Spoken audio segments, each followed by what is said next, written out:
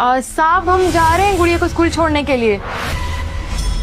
विभोर, गुड़िया, मालकिन ने कुछ डाला है क्या बैग में? हाँ मम्मा, मुझे भी लग रहा है। ये इतने सारे पैसे ये हमारे तो नहीं है। एक काम करते हैं, मालकिन के बैग में ही डाल देते हैं।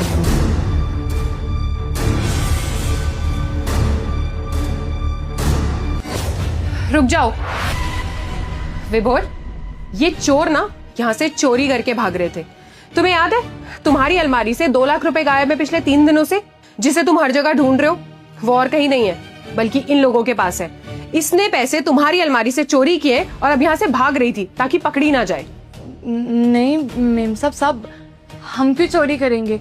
2 साल से आपके घर पर काम कर रहे हैं, खाना पीना सोना उठना सब यहीं पर है हमारा, तो चोरी करने का तो कोई मतलब ही नहीं बनता। आज तक आपके घर से एक भी सामान चोरी नहीं हुआ है हमारे रहते हुए, तो आपको कैसे लग गया कि हम आपके घर से पैसे चुरा कर चले जाएंगे? सही कह रही हो। वैसे भी चोर अपने मुंह से कभी नहीं एक्सेप्ट करेगा कि उसने चोरी की है। विभोर, मैं तुम्हें बता रही हूँ ना, इसने ही चोरी की है।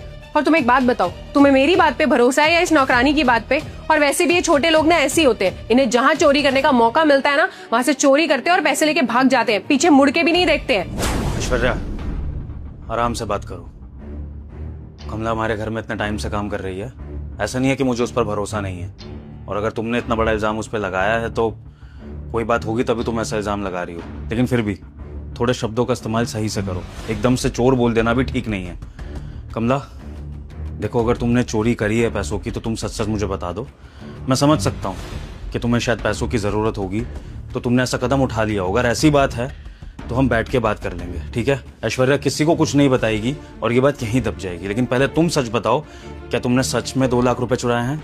साहब हम झूठ नहीं बोल रहे हैं, हमने कोई पैसे नहीं चुराए। हमें तो मालूम भी नहीं था कि यहाँ पर कोई पैसे भी रखे हैं।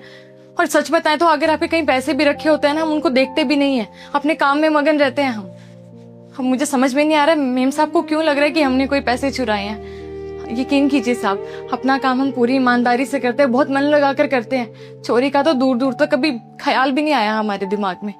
आप हमारी बेटी के लिए इतना करते हैं, उसकी स्कूल की फीस, उसके यहाँ पे रहने सहने का, कपड़ों का सब करते हैं, तो हमारे पास तो कोई कारण ही नहीं है ना यहाँ से चोरी करके भागने का।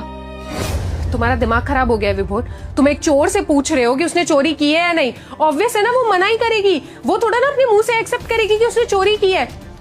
देखो विभोर, बहुत हो गया। मैंने तुम्हें पहले भी समझाया कि ये नौकरानी ना 1% भी भरोसे लायक नहीं है। ये पक्का किसी ना किसी दिन इस घर में चोरी करके रहेगी। और देखो, कर दिया इसने कांड, और करो भरोसा इसके ऊपर। तुम्हें कितनी बार मना किया था